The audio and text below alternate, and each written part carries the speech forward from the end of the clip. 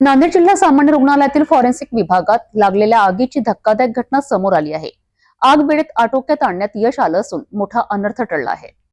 नांदेड येथील जिल्हा सामान्य रुग्णालयातील फॉरेन्सिक विभागात दुपारच्या सुमारास आग लागल्याची घटना घडली।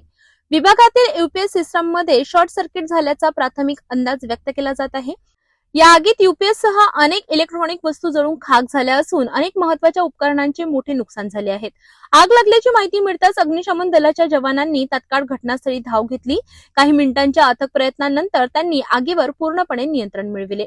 सुदैवाने यामध्ये कोणतीही जीवितहानी झालेली नाही, मात्र फॉरेन्सिक विभागातील कामकाज काही तास विस्कळीत झाले। अधिकाऱ्यांच्या माहितीनुसार रुग्णालयातील विद्युत पुरवठा गेल्या काही दिवसांपासून वारंवार खंडित होत होता। याच कारणांमुळे इलेक्ट्रॉनिक सिस्टमवर ताण येऊन आग लागली असावी असा प्राथमिक अंदाज अधिकाऱ्यांनी व्यक्त केलाय।